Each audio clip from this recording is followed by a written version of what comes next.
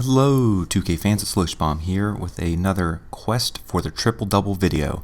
And in this matchup, my opponent's got a pretty good lineup. Eric Gordon, haven't seen that guy at all. And Gerald Green, very predictable. He's got LaMarcus Aldridge, Russell Westbrook on his bench, and Kevin McHale. This is only the second time I've gone up against him. I wonder how he's going to use him. Is he going to be really good in the post with him? Maybe, maybe not.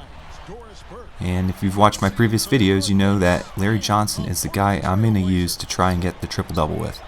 Larry Johnson's got really good passing ratings, really good scoring ability, but rebounding is good, just not great. And getting 10 rebounds in 5-minute quarters just is proven to be difficult. Now, my last video, I came really close. I was one away from the triple-double. I had 9 rebounds, and in this one I'm going to see if I can repeat that performance. Key to getting rebounds, I think, is one, making sure that more rebounds actually occur. So if the guy's a player that kind of turbos into the paint, or someone that jacks up a lot of threes, either way I have to have a defense that compensates for that. So if he's going to go into the paint and turbo, I need to have my center, Bill Russell, create a lot of pressure and force a miss. Now, if Bill Russell's making contact against the shooter and the ball misses, chances are that that's going to free somebody else up to get the rebound, and that's where Larry Johnson can pay dividends. If my opponent's shooting threes, then I need to ensure that I'm defending against a three and it's a miss, so I need to have strong outside defenders. Now, Mitch Richmond is kind of a compromise there. He's a okay defender, but not the greatest. I've got Michael Cooper, who's one of the best, but I need Michael Cooper on the bench and to play Mitch Richmond when Larry Johnson's out on the court, because I need someone to pass the ball to. If Larry Johnson can use his 80 pass rating to get the ball to Mitch Richmond, that's a guaranteed assist, because you know Mitch Richmond's going to make it. And the way Larry Johnson moves about the court with his good ball handling kind of ensures that that pass is going to be there, because he's not going to cough up the ball. And while everyone's trying to swarm Larry Johnson, that's going to free up Mitch to make those open jumpers.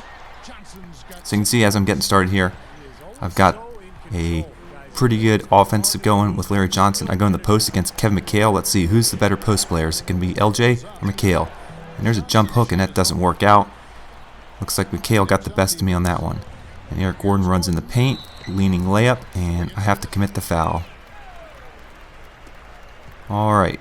Got Iverson running down the court, looking for Larry Johnson. I like to get the offense going through him. Mitch Richmond in the corner, contested three, and that is good. So Mitch Richmond is bailing out Larry Johnson whenever he needs an assist, and I'm going to have that happen to me pretty frequently. And Bill Russell's just doing what he likes to do down in the paint, being Spider-Man, and look at that. Oh, the oop doesn't work out. Larry Johnson almost made it happen there. So I'm doing alright. I'm getting the passes, getting those points, and there's an alley-oop to Mitch, and Mitch can finish that.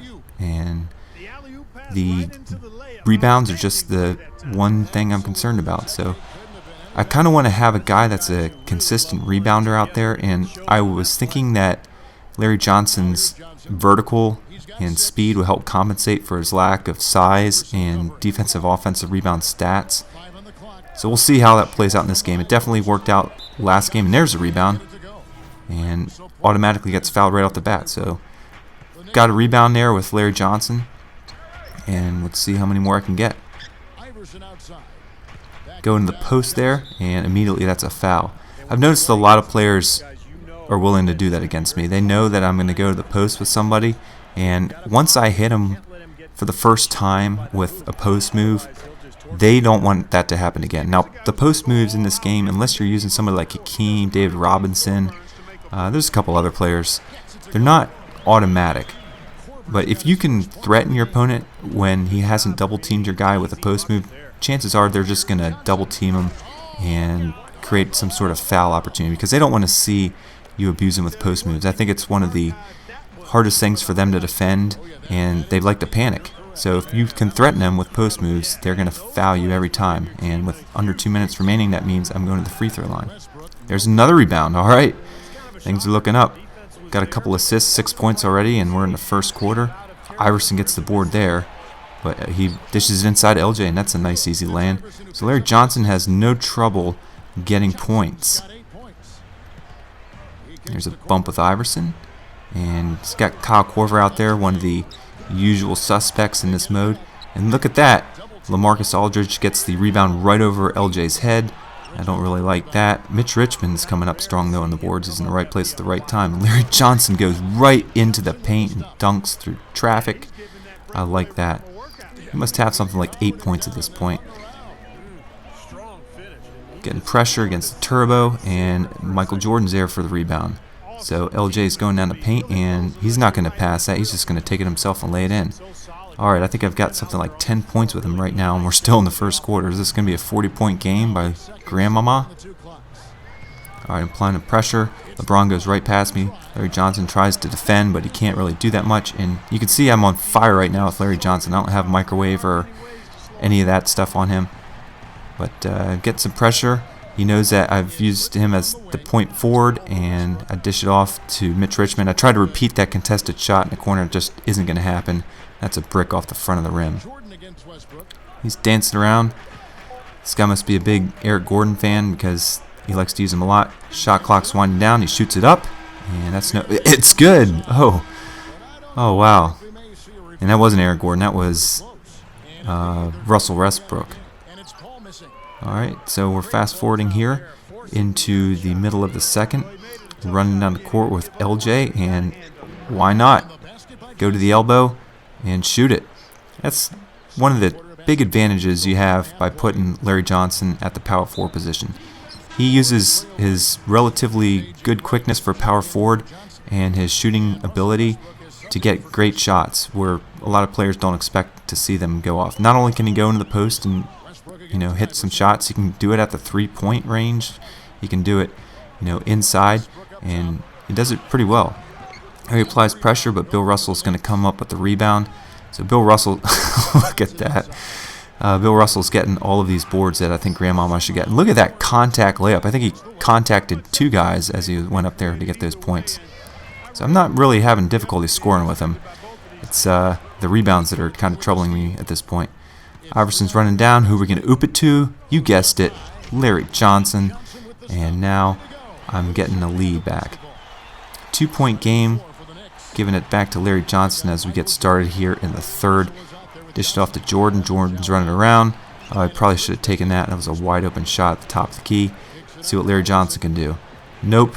And he's just applying pressure. So let's go to the post. See what I can do against Kevin McHale. I think it's going to be good. Up. Post fake. And that's in. So he goes a little Hakeem on him. It's funny to see him, though, in the post, try to do those post-play, pump fakes and everything, because he's so shorter than everybody else that you expect to see there. I think he's like a 6'7" player in this game.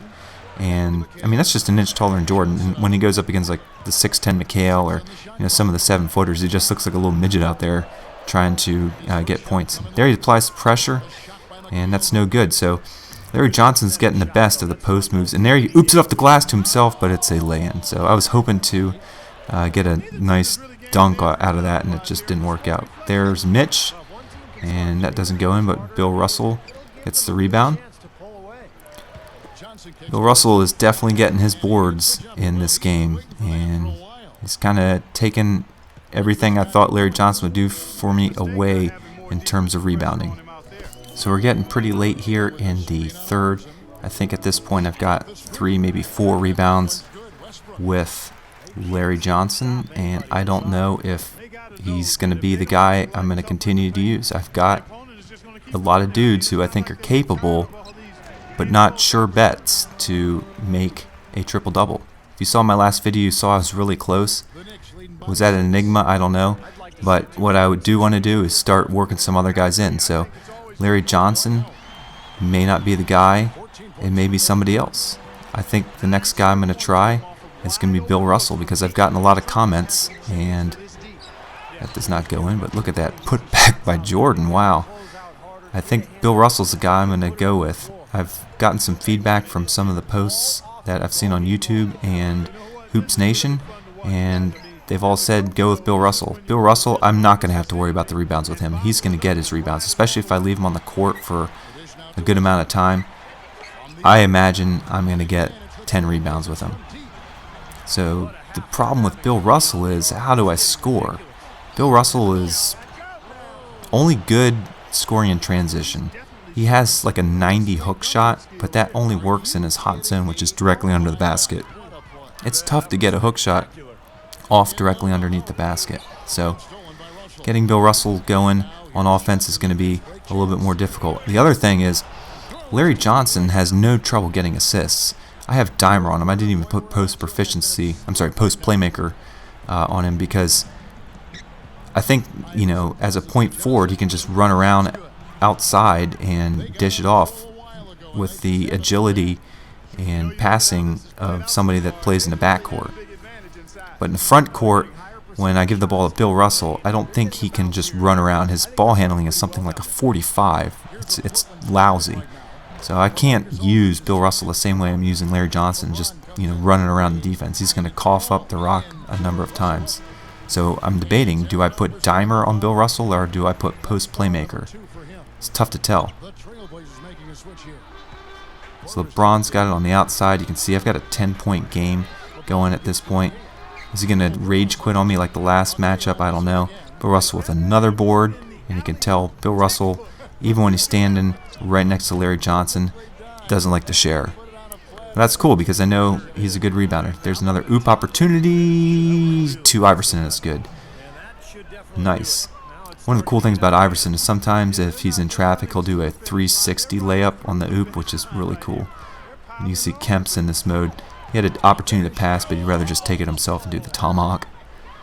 So with 37 seconds left, I know that this triple-double is not going to happen. Larry Johnson is a great scorer in this game, and that's what this video proves. I think he gets something like 30 points for me, and the assists are coming, but when he's open and other players are open, I'm just going to have to take it to the paint and can't really focus too much on the assists there. He gets the line a number of times for me in this game as well.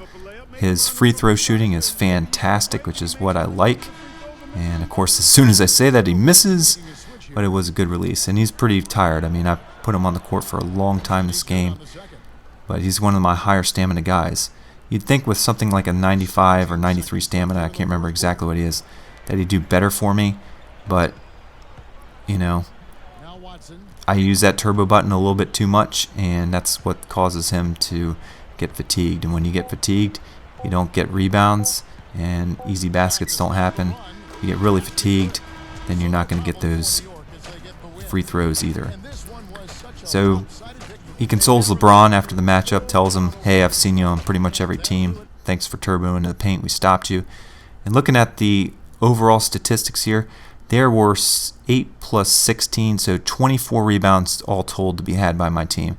Now, distributing that amongst starters and backups, having one guy get 10 of those is a pretty tall task. So you can see Larry Johnson's got 32 points with 7 assists but only 3 rebounds. Bill Russell had 9 rebounds, 4 points with 2 assists. So unlike my last game, Larry Johnson had a tough time getting the boards. I think it's time to make a change and try somebody else out for my triple-double. Will it be Wild Bill Russell? Watch my next video.